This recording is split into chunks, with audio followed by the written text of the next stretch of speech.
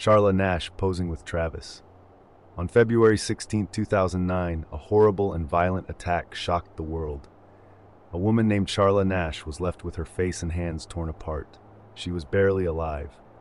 The person who attacked her wasn't a human. It was a chimpanzee named Travis. Travis had been raised by a woman named Sandra Harold. Sandra and her husband Jerome Harold had bought Travis for $50,000 when he was just a baby. They raised him like a child in their home in Connecticut. Travis learned many human things. He ate at the table, drank from a wine glass, brushed his teeth, watched TV, and even used a computer. He once acted in commercials and TV shows. Travis was known as smart, calm, and well-behaved, but he was also a 200-pound wild animal, which made him very dangerous if anything ever went wrong. In 2003, Travis showed his first sign of aggression. Someone threw a soda can at him from a passing car. Travis became so angry that he jumped out of the moving vehicle and ran into traffic. Police had to calm him down for hours and eventually used tranquilizers. After that, a new law was passed in Connecticut that banned people from owning large primates as pets. Years later, Sandra's husband passed away, and Sandra became Travis's only caregiver. Sandra's close friend Charla Nash, who had known Travis since he was a baby, was always afraid of him. Still, she helped Sandra care for him sometimes. On the day of the attack, Travis had gotten upset for unknown reasons. He took Sandra's car keys and left the house. Sandra called Charla to come help because she couldn't control him. When Charla arrived, she was holding one of Travis's favorite toys, a Tickle Me Elmo doll, but something went terribly wrong. As soon as Travis saw Charla, he launched himself at her in a violent rage. He began tearing her face and hands apart with his bare strength. Sandra tried everything she could to stop him. She hit him with a shovel and even stabbed him with a knife, but nothing worked. Charla was horribly injured. Sandra called 911, begging for help. When police arrived, Travis attacked their car. An officer shot him 4 times, but Travis still ran away. He was later found inside the house where he collapsed and died from blood loss. Charla was rushed to the hospital. Her injuries were so severe that some hospital workers needed therapy afterward. She had lost her hands, nose, lips, and eyes, and parts of her face were missing. Charla somehow survived after many surgeries, including a face transplant. She later appeared on the Oprah Winfrey Show and spoke about the danger of keeping wild animals like chimpanzees as pets. She is still alive today. As for Sandra, she passed away in 2010 from a health problem called a ruptured aneurysm. Her lawyer said she had suffered too many losses. Her daughter died in a car crash, then her husband, and then her beloved Travis, and finally the tragic attack on her best friend. After Travis died, an autopsy showed that Sandra had given him Xanax, a drug used to calm anxiety. But in some cases, Xanax can cause confusion and aggression, especially in animals. Some believe that when Travis saw Charla with a new hairstyle and holding his favorite toy, he may not have recognized her and thought she was a stranger. Even though Travis was trained like a human, in the end he was still a wild animal, and wild animals do not belong in homes. TWA Flight 800 school trip photo, 1996. This is the last known photo of the Montoursville Area High School French Club. Students and chaperones pose for a photo before leaving for their big trip to France. The plane they would board was the doomed TWA Flight 800, which exploded and crashed into the Atlantic Ocean shortly after takeoff. On July 17, 1996, TWA Flight 800 took off from John F. Kennedy Airport in New York. The sun was setting, and the plane was heading to Paris and then to Rome. Sadly, it never made it to its destination. TWA, Trans World Airlines, was a big airline in the U.S. founded in 1930. In the 1940s, famous businessman Howard Hughes took control of it. Over time, TWA grew and had many international flights. In the 1970s, the airline bought Boeing 747s, large, well-known planes that became a symbol of TWA. By the 1990s, TWA started retiring its older planes. Flight 800 was supposed to use a newer plane, but that aircraft had problems, so the airline used an older 747 instead. The crew that day included Captain Ralph Kevorkian and co-pilot Steven Snyder. Both were very experienced. There were also 2 flight engineers, Richard Campbell and trainee Oliver Crick. Before takeoff, there were several delays. One engine had to be fixed. Baggage equipment blocked the plane's way.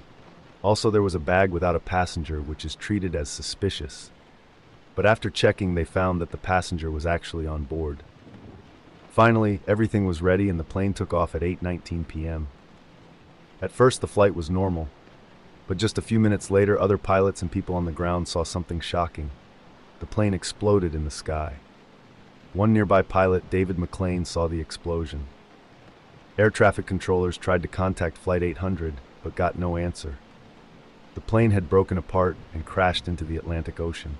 All 230 people on board died. Many were students and teachers from a school in Pennsylvania, and some were off-duty airline workers. It became one of the deadliest plane crashes in U.S. history.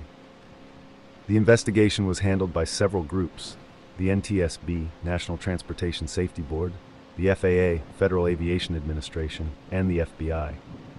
At first, they didn't agree on what caused the crash. Some thought it might be terrorism, others didn't want to guess. The FBI found small traces of explosives on the plane. But later it was found these might have come from a past dog training exercise or from people's clothing during the recovery work. Another theory was that the plane had been hit by a missile from a Navy ship by mistake, but this was ruled out. All missiles were accounted for, and the wreckage didn't show signs of a missile strike. The NTSB rebuilt parts of the plane to study it. They found that the wires inside were very old and damaged. Some of these wires went through the plane's center fuel tank. This tank had a little bit of fuel left from a previous flight.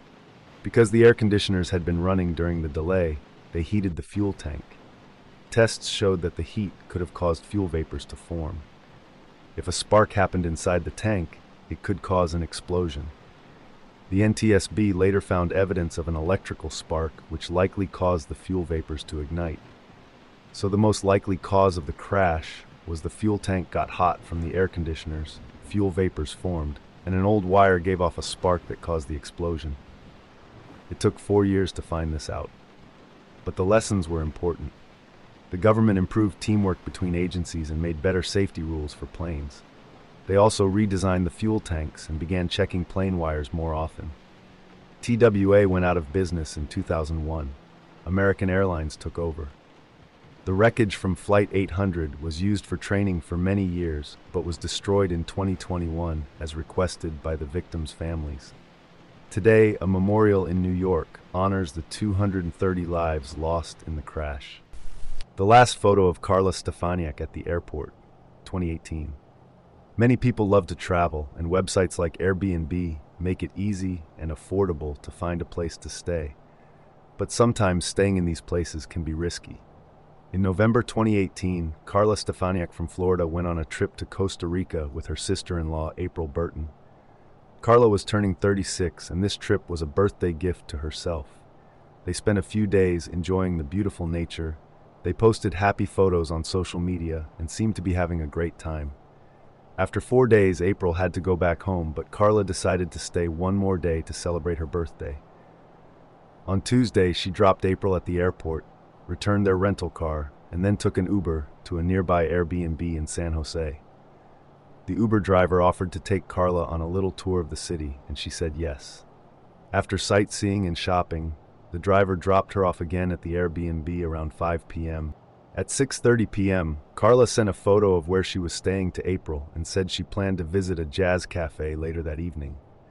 But by 6:55 p.m., Carla sent a message to a group chat saying it was raining hard and the power had gone out.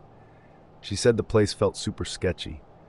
She also called a friend and talked with him until 9 p.m.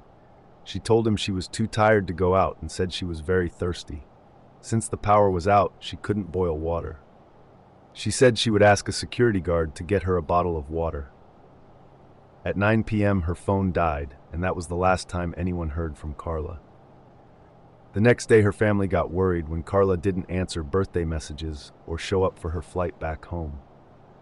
T-Mobile records showed her phone briefly connected to the internet around 12:17 a.m., but nothing after that. When the family called the Airbnb, the owner said Carla had left with her bags at 5 a.m., but this didn't make sense because her flight wasn't until 1:30 p.m., and she had told the Uber driver to pick her up at 8:30 a.m. to go shopping, but she never showed up. The family knew something was wrong. They flew to Costa Rica, went to the police, and searched the Airbnb. Soon after, police found a body buried near the Airbnb wrapped in plastic. It was later confirmed to be Carla Stefaniak. A man named Bismarck Espinoza Martinez became the main suspect. He was a security guard working at the Airbnb and was staying in the room next to Carla's. He told police a strange story that didn't match the evidence. Later, he confessed to killing Carla. The autopsy showed Carla had been stabbed and hit in the head. Investigators believe that Martinez tried to force himself on Carla. When she fought back, he killed her in a rage. He then lied and told the Airbnb owner that Carla had checked out early in the morning. In the end, Martinez was only given 16 years in prison for what he did. Many people, including Carla's family, felt that this was not enough. They believed he should have received a life sentence. She was a fun, happy, and adventurous person. May Carla rest in peace. Kaylee Sawyer, final selfie from the night she died, 2016. Kaylee was born on March 2, 1993. Her parents got divorced when she was young. She had 4 half-brothers, but she was the only daughter. People said she was always smiling, friendly, and full of life. As a child, she wanted to be a brain doctor, but later she decided to become a dentist. She was working at a dental office where both her co-workers and patients loved her. On July 23, 2016, Kaylee went to a bachelorette party. Her boyfriend Cameron planned to pick her up afterward.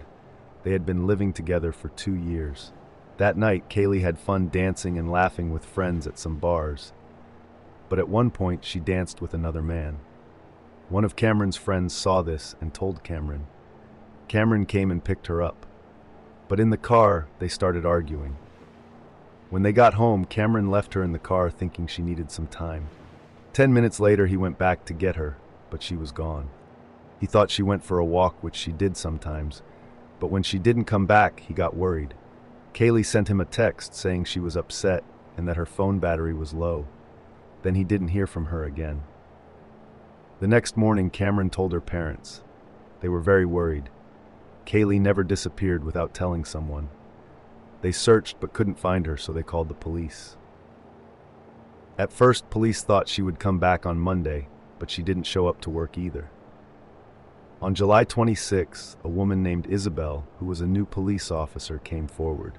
She said her husband, Edwin Lara, had confessed to killing a woman. Edwin worked as a security guard at a community college and was studying psychology and criminology. Isabel said Edwin left home for his night shift, but the next morning he was quiet and acting strange. Then he told her that he had killed someone and hid the body. He also took her gun and ran away. The police searched Edwin and Isabel's home. In the backyard shed, they found Kaylee's purse, shoes, and bloody items. This showed it wasn't an accident like Edwin claimed. Then something even worse happened. Edwin kidnapped a young woman named Andrea Audrey Meese. He forced her at gunpoint to drive him toward California. Along the way, he told her about killing Kaylee. Andrea was very smart. She stayed calm and did whatever he asked to survive. He made her sleep at a motel and gave her a sleeping pill. He threatened her, but she managed to avoid more harm by staying alert and telling lies to protect herself. The next day, Edwin shot a man while trying to steal his car. Then he hijacked another car with a family inside. Later, he let the family go but kept Andrea with him. Finally, a police officer noticed the car speeding. Edwin knew he was caught. He called 911 and gave up. He was arrested on July 26. Later, he told police where to find Kaylee's body. He had hit her, strangled her, and left her body by the road. He was found guilty of murder and kidnapping. He is now in prison for life with no chance of release. Kaylee's family made a memorial at the place she died. Andrea, who was very brave, told Edwin in court, "I am not a victim, I am a survivor." Julissa Gomez when she fell, 1988. Julissa Gomez was born in Texas on November 4, 1972. She loved gymnastics and worked very hard. In 1986, she came in 4th place in the all-around at the USA Championships. This helped her get a spot on the national team. By 1987, Julissa was competing for the United States in international events. She was a strong hopeful for the 1988 Olympic Games. In May 1988, she went to Japan to compete in the World Sports Fair. Julissa had been practicing a very hard vault called the Yurchenko. People said her vault was shaky and not always safe. During warm-ups, she had trouble landing her feet properly on the springboard. On May 5, 1988, during a practice run, Julissa's foot slipped as she ran toward the vault. She hit the vaulting horse headfirst at a fast speed. The accident left her paralyzed from the neck down. Sadly, Julissa passed away from the complications in August 1991. She was only 18 years old. After her accident, the International Gymnastics Federation made new safety rules. They added a U-shaped safety mat around the springboard to protect gymnasts. Now, if a gymnast does the Yurchenko vault without that mat, they get a score of 0. Julissa's injury led to changes that made gymnastics safer for others. Though her life ended too soon, her story helped protect many young gymnasts who came after her. Candace Newmaker Rebirthing Therapy Photo, 2000. Children can be difficult to care for, especially when they have serious mental health problems. When nothing seems to work, some parents try unusual types of therapy. Some of these therapies are harmless, even if they don't always help. But others can be dangerous, and in some cases, even deadly. This is the story of Candace Newmaker, a 10-year-old girl who died during a therapy session that was supposed to help her. Sadly, many adults around her failed to protect her. Candace was born in North Carolina in 1990. Her birth name was Candace Tiara Elmore. Her mother was a teenager, and her father was violent. From the start, life was very hard for her. Candace and her siblings lived in different trailers and broken-down homes. The family struggled to provide a safe and stable home. When Candace was only 3 years old, social workers took her and her siblings away from their parents. Sadly, this didn't make things much better. For the next 2 years, Candace was moved from one foster home to another, 6 homes in total. Then at age 5, she was adopted by a woman named Jean Newmaker, a pediatric nurse who lived in North Carolina. You might think that a nurse would know how to help a child with problems, but even Jean admitted later that she wasn't ready for how difficult it would be. Candace showed troubling behavior early on. She had long temper tantrums, once killed her pet goldfish, and even started a fire. Worst of all, there was a report that she harmed 2 younger children. Jean said that Candace was very defensive and angry, especially at home. But this wasn't the case at school. Her teachers said she behaved normally. This difference made Jean think that Candace had a condition called reactive attachment disorder, or RAD. RAD is a rare but serious mental health issue. It happens when a young child doesn't form a close bond with their parents or caregivers. This can happen if the child is neglected or abused early in life, or if they are moved from one home to another, a lot like Candace was. Children with RAD may seem very sad or angry, avoid hugs or comfort, and act like they don't care about anything. They may not feel guilt or regret when they do something wrong. The condition is hard to treat, and even experts don't always agree on how to handle it. Jean tried many things to help Candace: medications, talk therapy, and more, but nothing seemed to work. Candace often spit at or bit her therapists. Feeling helpless and desperate, Jean searched for other ways to help her daughter. That's when she found something called attachment therapy, or rebirthing therapy. This kind of therapy claimed it could rebuild the bond between a child and their caregiver, but it wasn't based on real science, and most doctors didn't support it. In fact, it was dangerous. Still, Jean was desperate. In April 2000, she took Candace to Evergreen, Colorado for a 2-week session of this therapy. The first week seemed to go okay, and Jean thought it might be helping. But the second week involved something called a rebirthing session, and that's when everything went horribly wrong.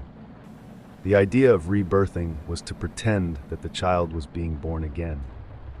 The child would be wrapped in a blanket to simulate a womb and would have to fight their way out to be reborn into the care of a loving parent. The therapists believed this would help the child bond with their adoptive parent. On April 18, 2000, Candace was wrapped tightly in a blanket and surrounded by pillows. 4 adults pressed down on her to hold her in place. These adults included Connell Watkins and Julie Ponder, both unlicensed therapists. Also present were an office manager named Britta Sinclair, her boyfriend Jack McDaniel, and Jean Newmaker herself. The session took place in the basement of Watkins' house. It was filmed, and the video would later be shown in court. Candace was told to imagine herself in her mother's womb. The therapists began pressing on her as she was wrapped in the blanket. Candace quickly began crying and saying that she couldn't breathe. She begged them to stop. She said she was going to die. Instead of stopping, the adults told her that she had to choose to be born. They told her she would die if she didn't try harder. Candace asked for oxygen and begged for help. She was clearly in pain and distress. Still, they didn't let her go. When she had an accident, they told her to stay in the blanket with her own vomit and feces. Over and over, Candace said she couldn't breathe and that she was going to die. About 40 minutes into the session, Candace spoke her last word, but the adults kept going. They didn't check on her for more than an hour. When they finally unwrapped her, Candace was blue and not moving. Jean screamed. Watkins tried CPR. Paramedics arrived 10 minutes later and got a pulse, but it was too late. Candace was taken to the hospital and died the next day. She had been crushed by the weight of the adults. Their combined pressure on her small body was over 600 pounds. She had suffocated while they ignored her cries. The public was shocked and horrified. In court, the video of Candace's death was shown as evidence. Both Watkins and Ponder were found guilty of reckless child abuse causing death. They each got 16 years in prison. Sinclair and McDaniel got probation and community service.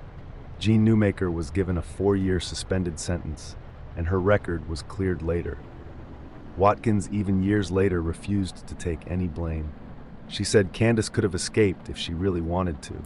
She even blamed the child for not trying hard enough to get out from under the weight of 4 adults. After Candace's death, Colorado passed Candace's law, which banned rebirthing therapy in the state. Other states later followed with similar laws. Little Miss Nobody grave photo, 2022.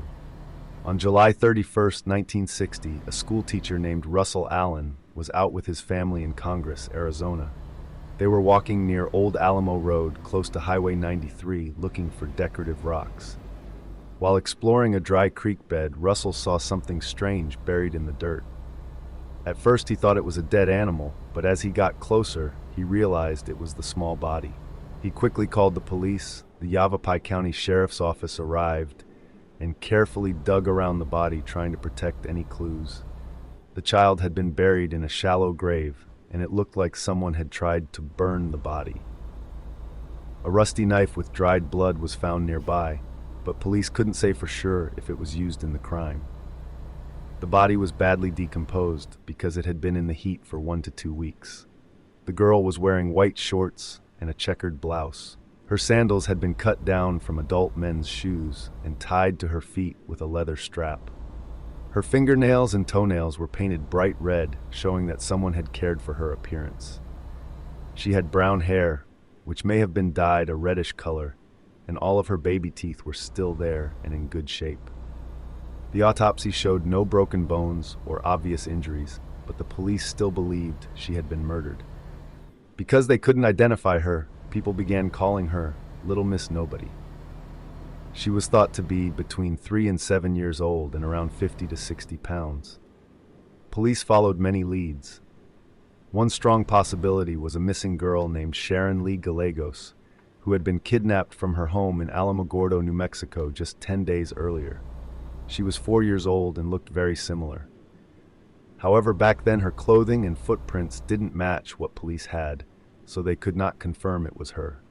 The little girl was buried on August 10, 1960, in Prescott, Arizona. The town came together to give her a respectful funeral. A radio host helped raise money. Her grave marker read, "Little Miss Nobody, blessed are the pure of heart."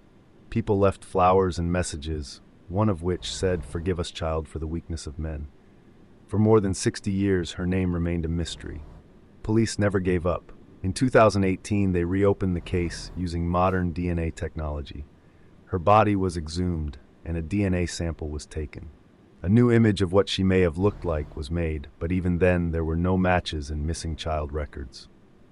Finally, in 2022, thanks to better DNA testing, and help from the National Center for Missing Children, police confirmed that Little Miss Nobody was indeed Sharon Lee Gallegos. Her family had waited more than 6 decades for answers. Sharon's nephew said he always heard stories about her, but never got to meet her. Sadly, Sharon's mother passed away before knowing the truth. Even though they now know who she was, the person who took and killed Sharon has never been found. Police still ask the public to come forward if they have any information. After all these years, Sharon Lee Gallegos finally has her name back. She was never a nobody. She was a loved little girl who was taken too soon, and she will always be remembered. Tim McLean Carnival photo, 2008. On July 30th, 2008, 22-year-old Tim McLean was on his way home to Winnipeg after working at a carnival for several weeks. He got on a Greyhound Canada bus heading east. Tim was excited to get back. He wanted to pick up his pet iguana and prepare for a big move to British Columbia. He was also going to become a father in 5 months. On the same day, a 40-year-old man named Vince Lee also got on the bus. Lee was from China but had moved to Canada in 2001. He had worked different jobs, most recently at Walmart, where he had been fired a month before. Lee was suffering from serious mental illness. He believed that aliens had come to Earth and that he was chosen by God to stop them. Sadly, he thought Tim was one of those aliens. Earlier that night, Vince Lee had spent the night on a bench outside a grocery store. The next morning, he got back on the same bus as Tim. At first, Lee sat near the front, but at a stop in Brandon, Manitoba, he moved to sit beside Tim, who was listening to music with headphones and had fallen asleep. As the bus continued on the highway, everything seemed normal. A movie was playing. Then suddenly passengers heard a loud, terrifying scream. Lee had taken out a knife and started attacking Tim. People say he was mainly hitting Tim in the neck and chest. Some people tried to help, but Lee was too violent and they had to get off the bus. The bus driver and some passengers tried to stop him, but Lee was out of control. He even tried to attack people who got too close. Then he did something even worse. He caused a fatal neck disarticulation and began doing things that shocked everyone. Police were called right away. The Royal Canadian Mounted Police arrived and tried to talk to Lee for hours. They watched him walking up and down the bus and continuing to harm Tim's body. Finally, at around 1:30 a.m., Lee broke a window and tried to escape. He was tasered and arrested on the spot. The story shocked people all over Canada and around the world. It was so brutal and sudden that no one could believe what had happened. Many people were afraid to travel by bus after that. Greyhound even ran ads to try to calm people's fears. After his arrest, Vince Lee was checked by doctors. He had not been officially diagnosed before, but he was found to have paranoid schizophrenia. He believed God was speaking to him and telling him to stop aliens. The court decided he was not criminally responsible because of his mental illness. Instead of prison, he was sent to a mental hospital. Over the years, doctors said Lee was getting better with treatment. He was slowly given more freedom. In 2016, he changed his name to Will Baker and wanted to live on his own. In 2017, he was given an absolute discharge. This meant he had no legal restrictions anymore. This decision made many people, especially Tim McLean's family, very upset. They felt that Lee was still dangerous and should not be free. Tim's mother said she could never forget what happened and didn't believe Lee would ever be safe to live among others again. This case is one of the most upsetting and disturbing crimes in Canadian history. It raised many questions about mental illness, safety, and justice. And for those who knew and loved Tim McLean, the pain has never gone away. The Eriksson twins on M6 Motorway, 2008. In May 2008, a TV crew in England was filming police officers for a show called Motorway Cops. But instead of a normal day, they captured something very strange. 2 women twin sisters named Sabina and Ursula Eriksson ran into traffic on a busy highway called the M6. Sabina shouted, "They're going to steal your organs," as she ran into oncoming cars. Her sister Ursula had already been hit by a truck. Her legs were crushed and she screamed at the paramedics who tried to help her. Hours before this, the twins had reunited after a long time apart. They had no history of mental illness or crime. Ursula had traveled from the U.S. to visit Sabina in Ireland. Together they went to England by ferry and arrived in Liverpool.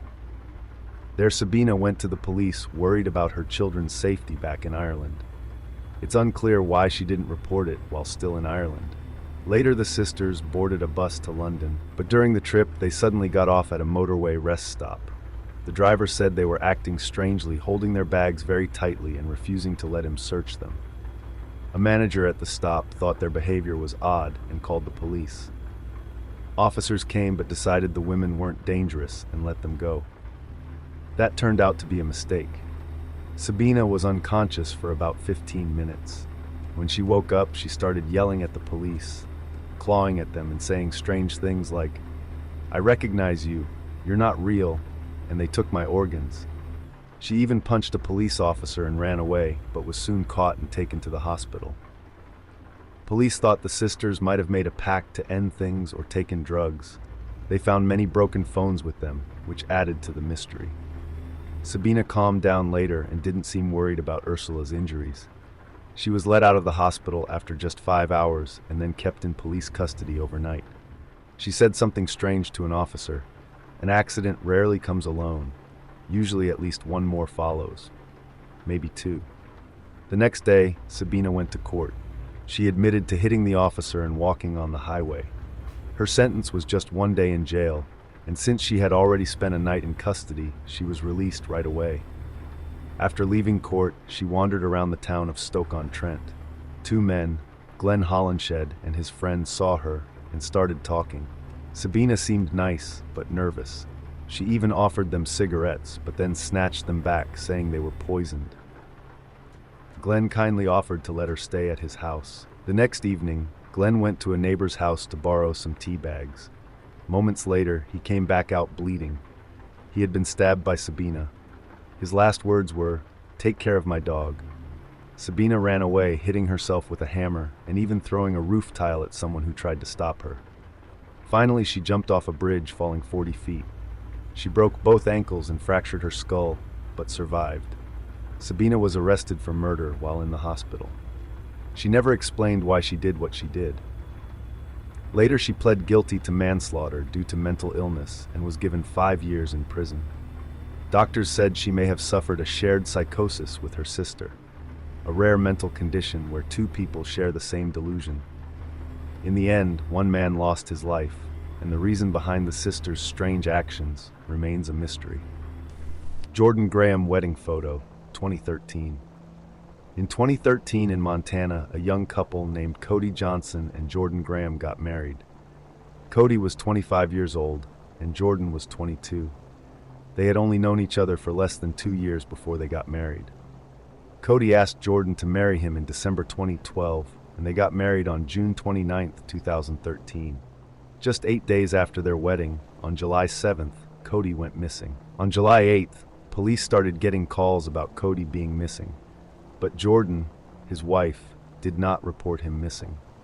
When police asked her what happened, Jordan said they had dinner with friends and then drove home. She said Cody got a phone call that made him upset. Later, she said she left the house to find her phone charger. While she was gone, she claimed Cody sent her a message saying he was going for a drive with a friend. When she came back, she said she saw Cody leaving in a dark car. Jordan also said they both deleted all their messages often, which is why there were no texts on their phones. Police thought this sounded suspicious. On July 11th, a friend of Jordan told the police that Jordan had been having doubts about her marriage. Jordan even told her friend she was going to talk to Cody about it on July 7th. She also sent a text saying, "If you don't hear from me tonight, something happened." That same day, Jordan and some family members went to Glacier National Park to look for Cody. At a spot called The Loop, Jordan pointed out something at the bottom of a high cliff. It was Cody's body. A park ranger thought it was strange that she was the one to find the body so quickly. When asked, Jordan said Cody had wanted to visit that place and had gone there with friends before. The police couldn't get to Cody's body until the next day because it was at the bottom of a 300-foot cliff. Then things got even stranger. A friend said Jordan claimed she had gotten an email from one of Cody's friends saying Cody was dead. But later the police found out Jordan had made that email account herself and sent the email to herself. The police talked to Jordan again on July 16th. This time she admitted she had lied. She said they were arguing and went to Glacier National Park. While they were on a trail, she said Cody grabbed her arm. She pulled away and in anger pushed him hard in the back. Cody fell off the cliff and died.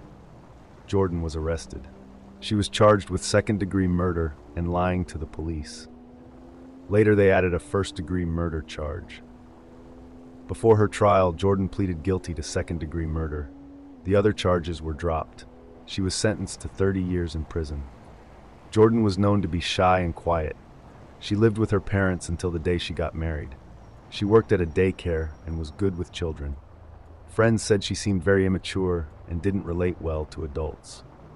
She wasn't allowed to date until she was 18 and didn't believe in premarital sex. Cody was very different from her. He liked sports, fast cars, and hanging out with friends.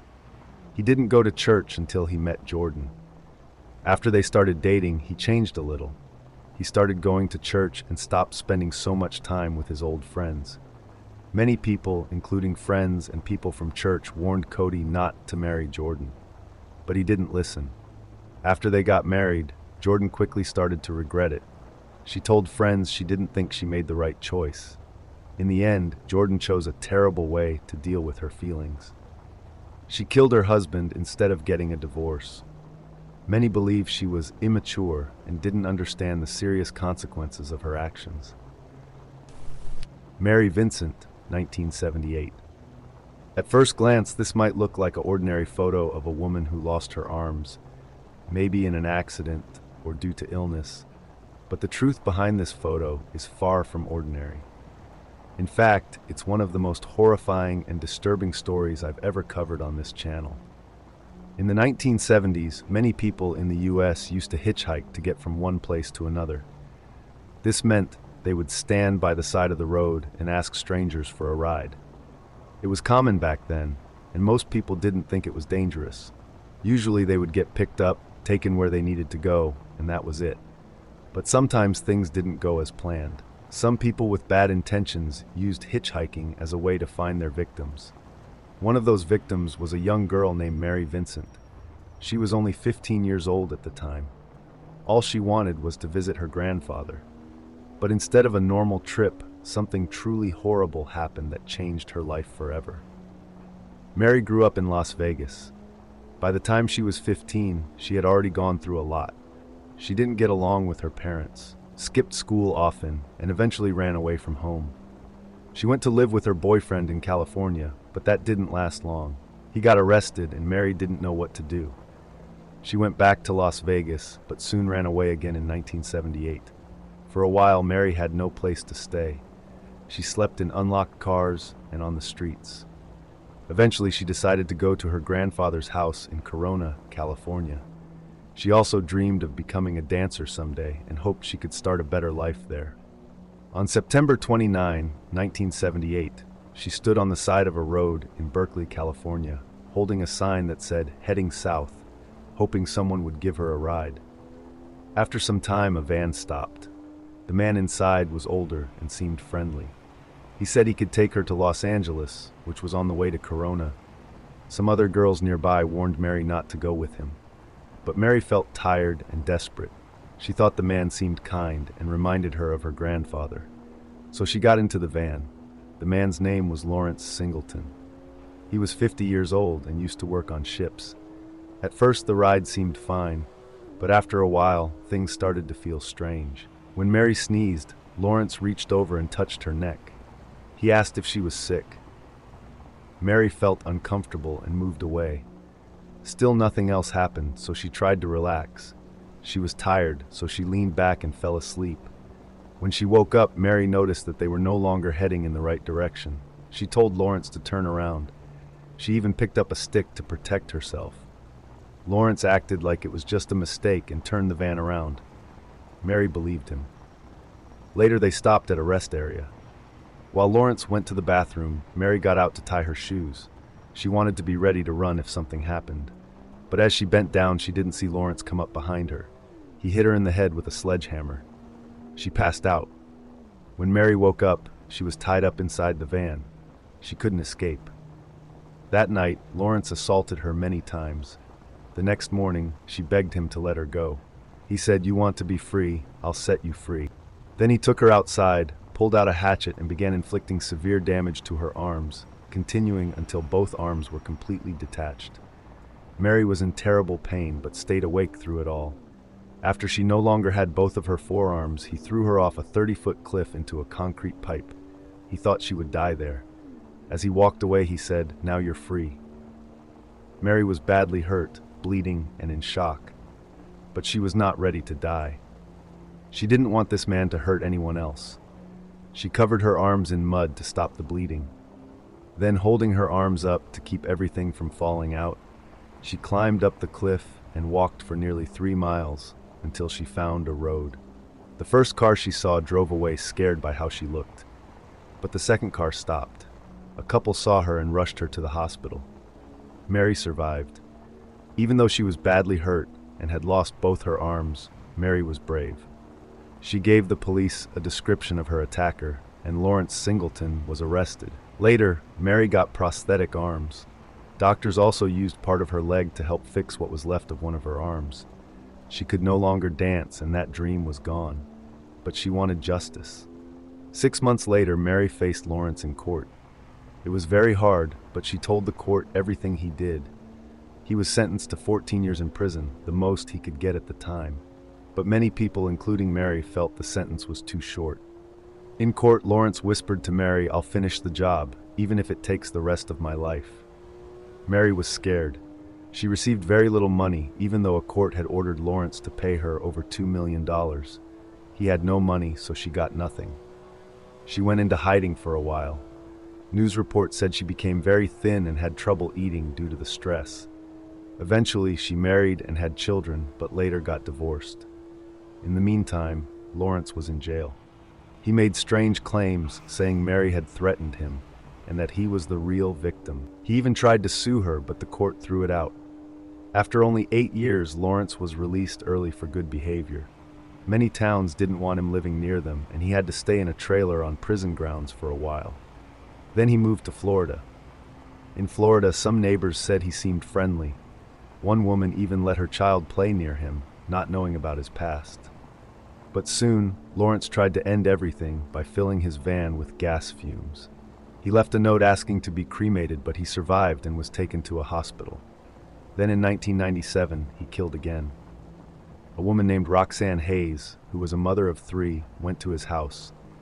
A painter saw through the window and witnessed Lawrence beating and stabbing her. Instead of helping, the painter drove away and called 911. When the police arrived, they found Roxanne dead. Lawrence had blood on him and said he cut himself while cooking, but no one believed him. He claimed Roxanne had attacked him first, but the evidence showed otherwise. Mary once again testified in court. She wanted people to know who Lawrence really was. With her help, Lawrence was sentenced to death in Florida. But in 2001, he died from cancer before he could be executed. Mary was finally free from the fear that he would come back. Over time, she learned to use her prosthetic arms. She taught herself to cook, draw, and even became an artist. She raised 2 sons and taught them to be careful around strangers.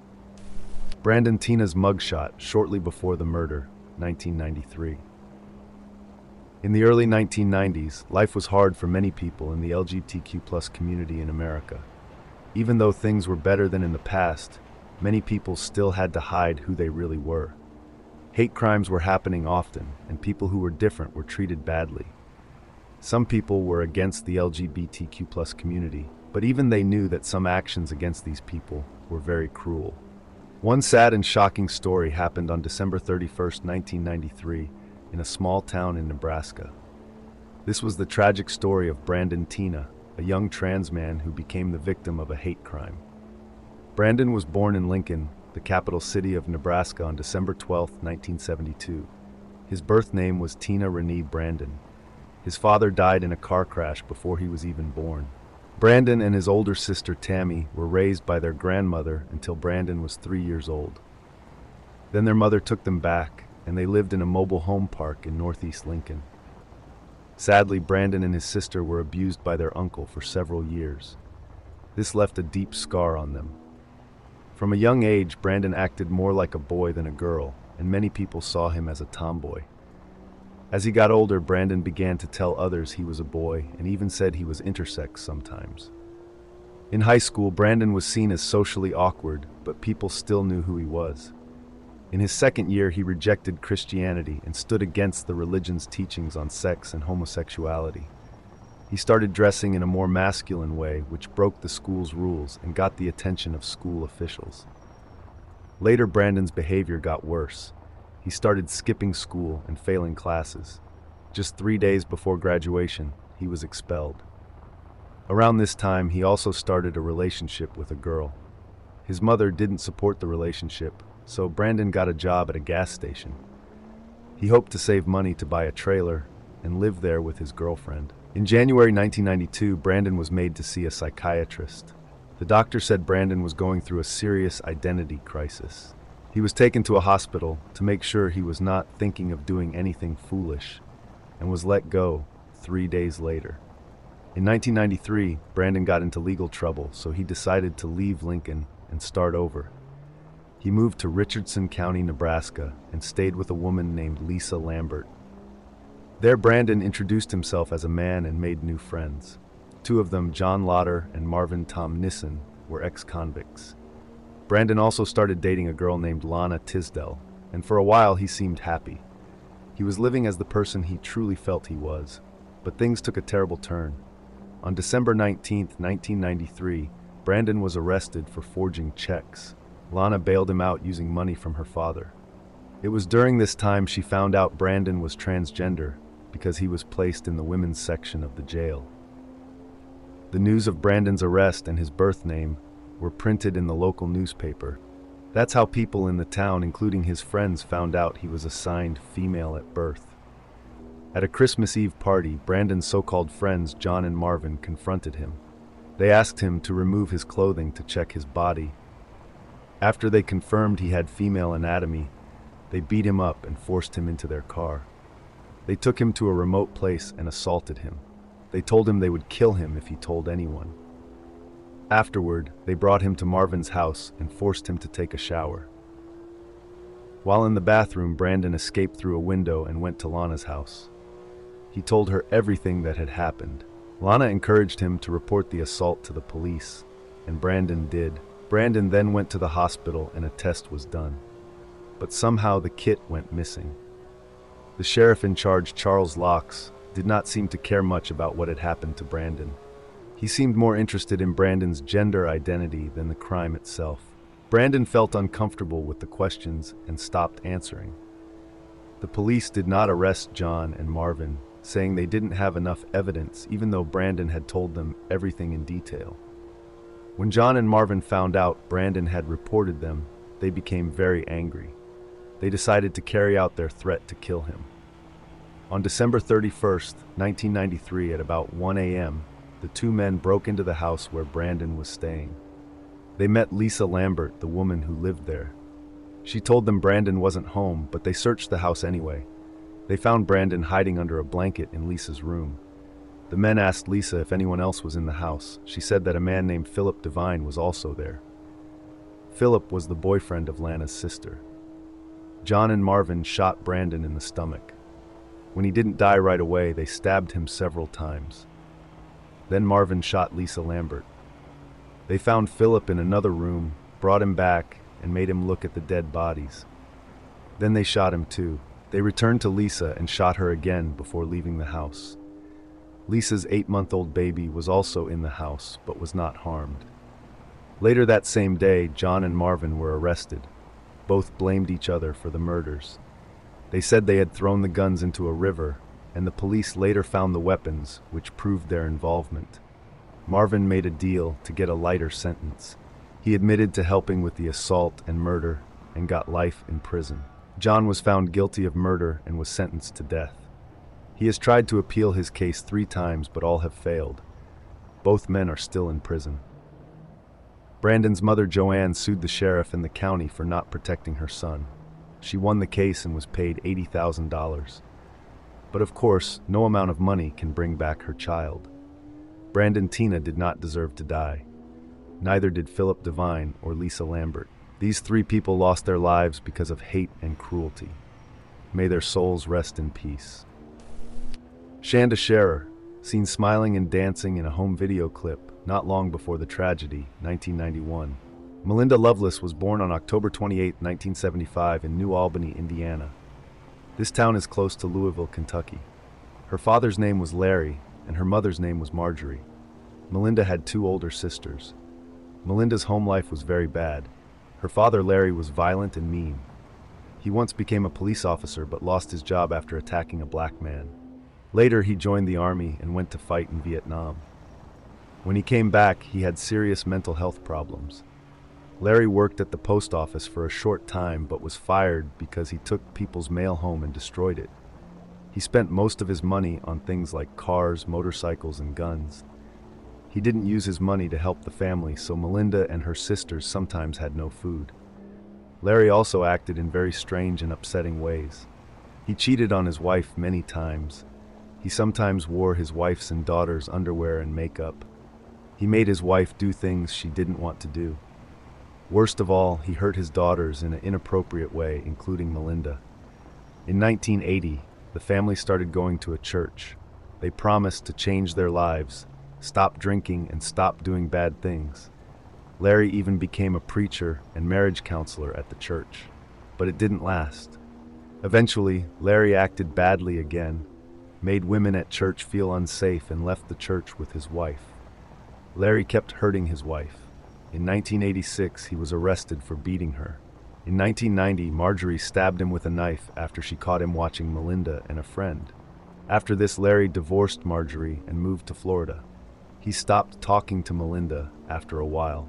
This made Melinda very upset. She became depressed and started getting into fights at school. She got some mental health help, but it didn't work well. Later, Melinda started dating a girl named Amanda Hevrin. Around the same time, a 12-year-old girl named Shanda Scherer moved to New Albany. Shanda had just moved there after her mother's second divorce. She went to the same school as Amanda. At first, Shanda and Amanda didn't get along. They even fought, but later they became friends and then started dating. This made Melinda very jealous. She felt like Shanda had stolen her girlfriend. Melinda got angry and even threatened to kill Shanda. She talked to others about hurting her. Shanda's parents got scared and moved her to a Catholic school to keep her safe. But Melinda didn't stop planning her revenge.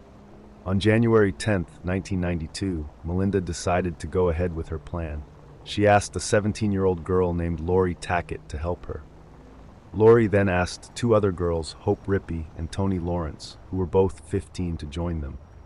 None of the girls had ever met Shanda before. Hope and Toni had also never met Melinda before this. The four girls drove to Melinda's house. Melinda showed them a knife and said she just wanted to scare Shanda for trying to steal Amanda. Then they drove to Shanda's dad's house in Jeffersonville, Indiana, where Shanda stayed on weekends. Melinda told Hope and Toni to go to Shanda's door and say they were friends of Amanda. They said Amanda was waiting at a place called the Witch's Castle, an old, empty stone house nearby. At first, Shanda said no because her parents were awake, but she told them to come back at midnight. While waiting, the four girls went to a concert in Louisville. At the concert, Toni told someone that her friends were planning to kill a girl. She didn't seem happy about what was going to happen. At 12:30 a.m. January 11, they went back to Shanda's house. Toni didn't want to go to the door, so Lori and Hope went. Shanda finally agreed to go with them. She changed her clothes and got in the car. Melinda was hiding under a blanket in the back seat with the knife. While driving to the witch's castle, Melinda jumped up and held the knife to Shanda's throat. She asked her questions about her relationship with Amanda. At the castle, Melinda and Lori tied Shanda up with rope. They burned a shirt to scare her, but got nervous someone would see the fire. So they put Shanda back in the car and drove away. They kept driving and scaring Shanda. They got lost and stopped twice at gas stations to ask for directions. Toni even called a friend but didn't tell her what was really happening. Eventually, they reached Lori's house in Madison, Indiana. They took Shanda to an old building in the woods. At this point, Toni and Hope were too scared to continue. but Melinda and Lori kept going. Melinda beat Shanda, and then both girls stabbed her. They strangled her with a rope and put her in the car trunk. They told the others she was dead, but she was still alive. When they got back to Lori's house, they heard Shanda screaming from the trunk. Lori opened it and stabbed her again. Then Melinda and Lori drove away with Shanda still alive. Lori beat her with a tire iron. Later, the girls got gas and drove to a quiet place in the country. They carried Shanda to a gravel road, poured gasoline on her, and you can guess what happened next. They watched her die. At 9:30 a.m., they went to McDonald's for breakfast. Tony called a friend and told her what happened. Lori also told Amanda and another person. Before 11 a.m., hunters found Shanda's burned body. That night at 8:20 p.m., Tony and Hope went to the police with their parents and told them everything. Melinda and Lori were arrested the next day. All 4 girls took plea deals. Tony got 20 years in prison. Hope got 60 years, but it was later reduced to 35 years. Melinda and Lori each got 60 years. Melinda's father, Larry, was later charged for hurting her and her sisters, but he only got 1 charge because of how long ago it happened. He died in 1998. Tony was released in 2000, Hope in 2006, Lori in 2018, and Melinda in 2019. All 4 girls are now out of prison. The hostage, Ingrid Betancourt, 2007. This photo shows Ingrid Betancourt during her 6th year of captivity in an unknown jungle. She appears very weak and unwell. Ingrid Betancourt is a politician from Colombia. She was born on December 25, 1961 in Bogotá. Her mother was a well-known politician and her father worked for UNESCO, a part of the United Nations. Because of her father's job, Ingrid spent many years in France when she was young. She later studied political science in Paris. In the 1990s, Ingrid returned to Colombia and began her political career. She spoke out strongly against corruption and believed that many powerful people in the country were dishonest. In 1994, she became a member of the Colombian House of Representatives and later started her own political party called the Green Oxygen Party. Ingrid also spoke out against FARC, a rebel group that had been fighting the Colombian government for many years. In 2002, she decided to run for president. Even though the country was unsafe because of the war with rebel groups, Ingrid chose to visit dangerous areas to meet people and show she wasn't afraid. The government warned her not to go to some parts of the country, but she went anyway. On February 23, 2002, Ingrid was traveling through southern Colombia with her vice presidential running mate Clara Rojas when they were stopped by FARC rebels. FARC often kidnapped people to demand ransom or trade them for jailed rebels. Ingrid and Clara were taken deep into the jungle and held as hostages. The news of Ingrid's kidnapping shocked the world. Many people in Colombia and around the globe called for her release, but FARC refused to let her go. Ingrid was kept in the jungle for more than 6 years. She was often chained, closely watched, and moved from place to place. She was not allowed to speak with her family. Over time, she became very sick and weak. Ingrid's family never gave up. Her husband, Juan Carlos Lecomte, and her children continued to speak out and ask for help. Her family, along with the governments of Colombia and France, kept trying to bring her home. On one of Ingrid's birthdays, her husband flew a small airplane over the jungle and dropped 22,000 leaflets with pictures of their children, hoping FARC would give them to her. By 2007, people feared for her life. On November 30, 2007, the Colombian government released a photo of her looking weak and pale, sitting in an unknown jungle location. Her husband said this was an emergency and warned she might not survive much longer. At the same time, FARC promised to release 3 hostages: Clara Rojas, her young son Emmanuel, who was born during her captivity, and former Congresswoman Consuelo Gonzalez. Venezuelan President Hugo Chavez tried to help, and many people hoped he would succeed. But peace talks with FARC remained difficult. They were holding about 700 hostages and wanted to exchange 47 of them, including Ingrid and 3 American defense workers, for hundreds of jailed FARC members. Then in 2008, something unexpected happened. The Colombian army launched a secret rescue plan. Soldiers pretended to be part of a humanitarian group and tricked the rebels into handing over 15 hostages, including Ingrid. The rescue took place on July 2, 2008, and no one was hurt. After more than 6 years in captivity, Ingrid was finally free. She thanked the soldiers who rescued her and the people who supported her around the world. After returning home, she spent time recovering and wrote a book about her experience called Even Silence Has an End. In the book, she shared the pain, fear, and hope she felt during her time in the jungle. Years later, in 2022, Ingrid tried to run for president again, but she later dropped out of the race.